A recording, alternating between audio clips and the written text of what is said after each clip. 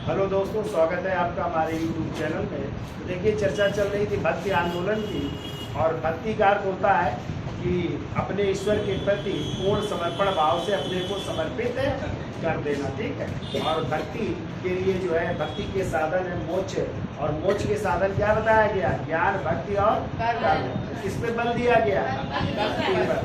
फिर जो है, आपको याद रखना है कि भक्ति आंदोलन में दो भागों में भक्ति आंदोलन डिवाइड हुआ था, सगुण शाखा और सगुण शाखा के कौन कवि माने गए?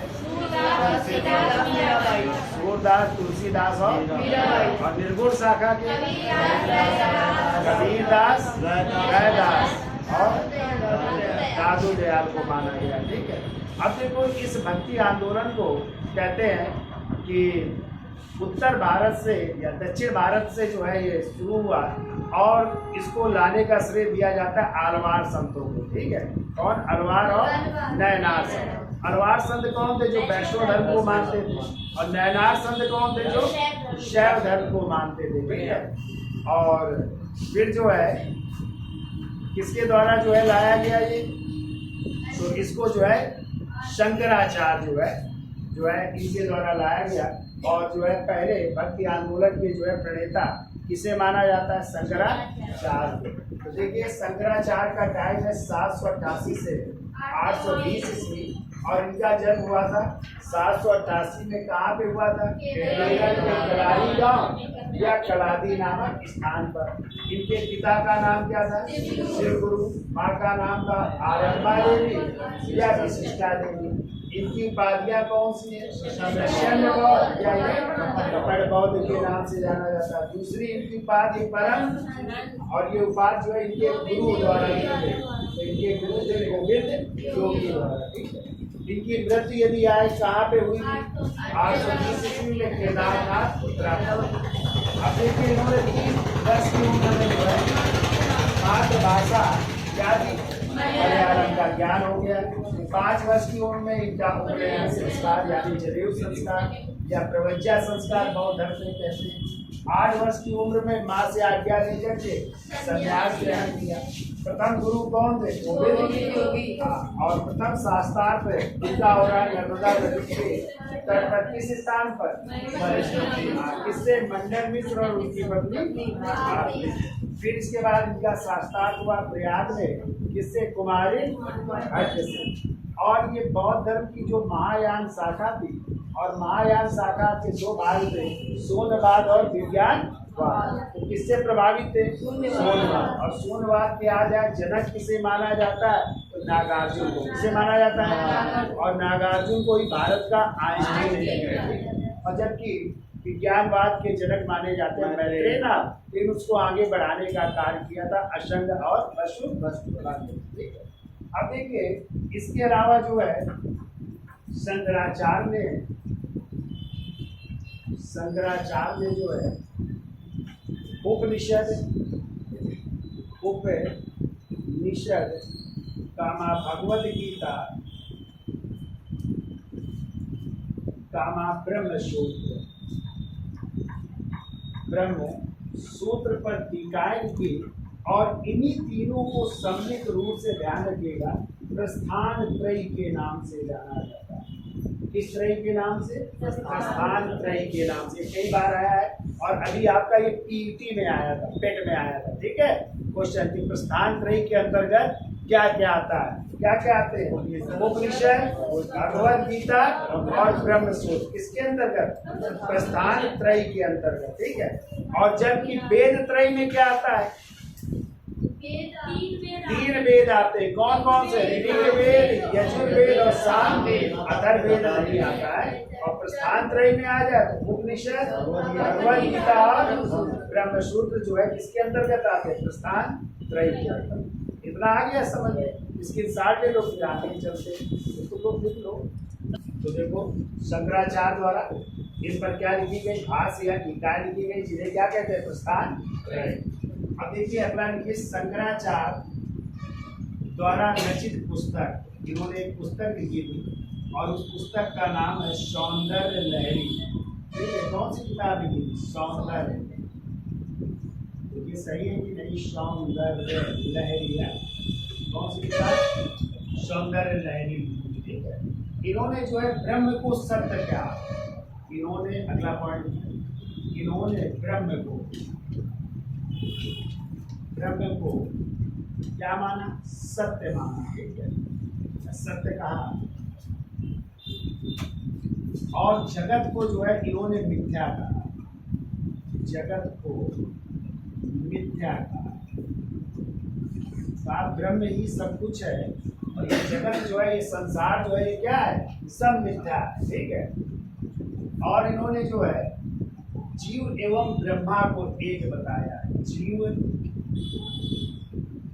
एवं ब्रह्मा को एक बताया, ब्रह्म को एक बताया।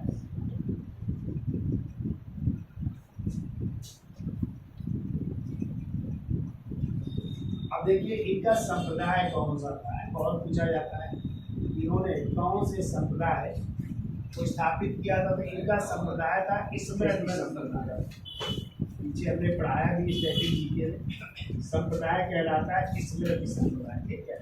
और इनका पूछा जाए मत क्या था, इनका मत था अद्वैतवाद। कौन सा मत था, अद्वैतवाद इनका मत था, ठीक है। पूछा जाता है कि शंकराचार्य द्वारा स्थापित संप्रदाय कौन सा था, स्मृति संप्रदाय। मत क्या था, अद्वैतवाद। जैसे अभी आप पढ़ेंगे विशिष्टाद्वैतवाद किसका था, रामानुज का। द्वैतवाद किसका था, माधवाचार्य, ठीक है। द्वैताद्वैतवाद किसका था, निम्बार्काचार्य का। शुद्धाद्वैतवाद किसका था, वल्लभाचार्य, ठीक है। तो ये संप्रदाय या मत है, तो मत है तो उनकी चर्चा आगे करेंगे। अब देखिए इन्हीं के द्वारा स्थापित 4 मठ थे, इन्होंने चारों दिशाओं पे 4 मठ स्थापित किए, ठीक है। तो वो 4 मठ कहाँ कहाँ पे स्थापित करिए, तो एक है, आप लोग चित्र बना लीजिए, समझ लीजिए। तो पूरब किधर होगा, ये होगा ना। तो पूरब में इन्होंने स्थापित किया कौन सा मठ, गोवर्धन मठ है, गोवर्धन मठ। और ये पूरब में गोवर्धन मठ कहाँ पे, उड़ीसा में। कहाँ पे, उड़ीसा, जिसका नया नाम ओडिशो है। क्या नाम है नया, ओडिशो, ठीक है। तो ये मठ कहलाता है गोवर्धन मठ है। पश्चिम में यदि पूछा जाए कौन सा, तो पश्चिम में द्वारका मठ है। कौन सा, द्वारका मठ, ठीक है।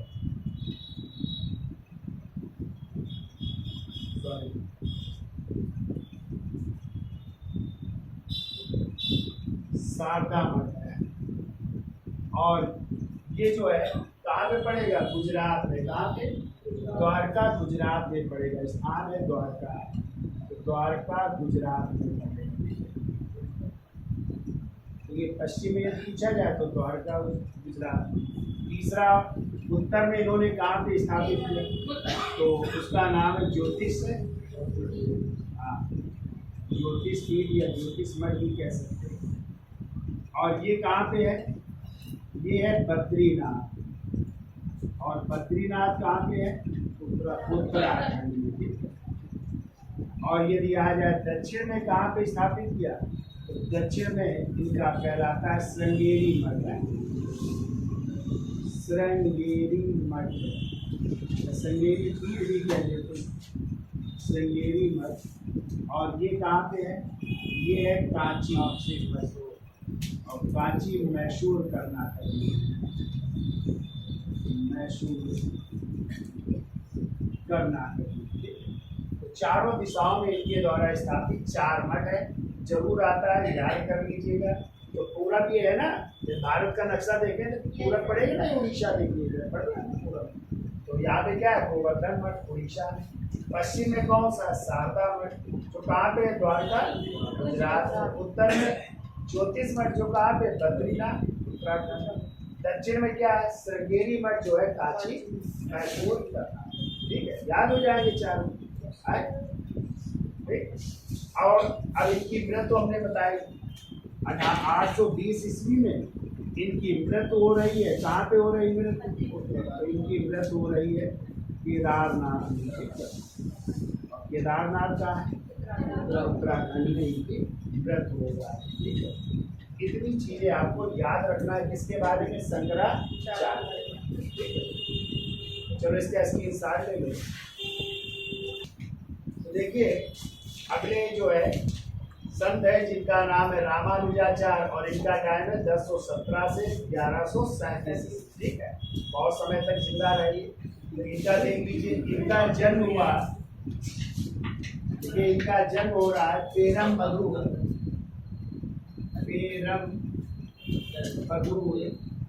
और पेरम्बदूर कहाँ पड़ता है? मद्रास, तमिलनाडु में है।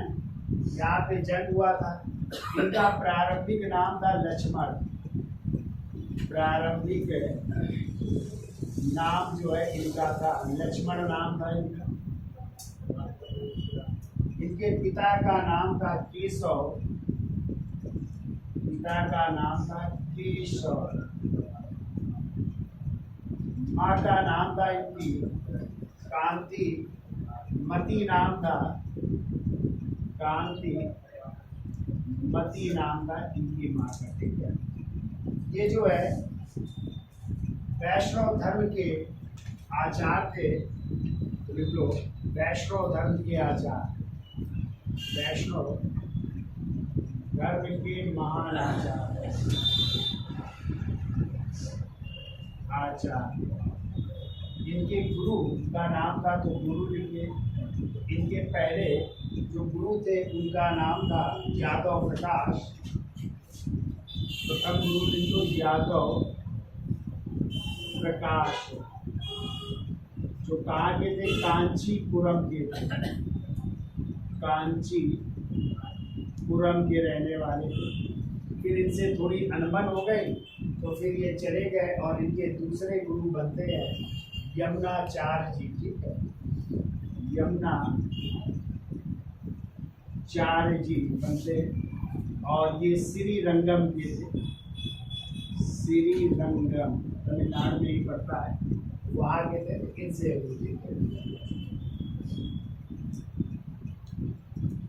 अब इन्होंने वेदांग सूत्र एवं भगवत गीता पर टीकाएं लिखी। भगवत गीता पर टीकाएं, टीका का मतलब समझ रहे हो? किसी भी ग्रंथ को संक्षिप्त में लिख देना, वो क्या कहलाती है? टीका या भाष्य कहलाता है। ठीक है, अब देखो इन्हें पूछा जाता है किसका अवतार माना जाता है, तो लिख लो रामानुज को शेष नाग का अवतार माना जाता है। किसका? शेष नाग का अवतार माना जाता है। ऐसी विद्वता है कि शेष नाग के अवतार माने जाते हैं। ठीक है, और इन्होंने अपनी उपासना में लक्ष्मी और विष्णु, लक्ष्मी प्लस विष्णु की उपासना की। ठीक है, इनको अपना देवता माना या इनकी उपासना पर अधिक बल दिया। और इनका संप्रदाय पूछा जाए तो इनका संप्रदाय था श्री संप्रदाय, श्री संप्रदाय था। और इनका मत क्या था? जैसे आपने शंकराचार्य का क्या था? अद्वैतवाद। इनका था विशिष्टाद्वैत। इनका मत कहलाता है विशिष्टा द्वैतवाद, ये मत कहलाता है। ठीक है, इतनी चीजें याद रखनी है आपको। रामानुज है, पेरम्बदूर में जन्म हुआ, प्रारंभिक नाम लक्ष्मण, पिता केशव, माँ कांतिमती, वैष्णव धर्म के महान आचार्य। पहले शंकराचार्य के उस समय अनुयायी रहे, बाद में गुरु किसको माना? यादव प्रकाश और फिर यमुनाचार्य। किस पर टीका लिखी? वेदांत सूत्र और भगवत गीता पर। किसके अवतार कहलाते हैं? शेषनाग के अवतार। किस उपासना पर बल दिया? लक्ष्मी और विष्णु। संप्रदाय क्या कहलाता है? श्री संप्रदाय। मत क्या था? अगले आचार्य आएंगे, उनका नाम है माधवाचार्य। हेडिंग डाल लीजिए। और आज के लिए इतना रखते हैं।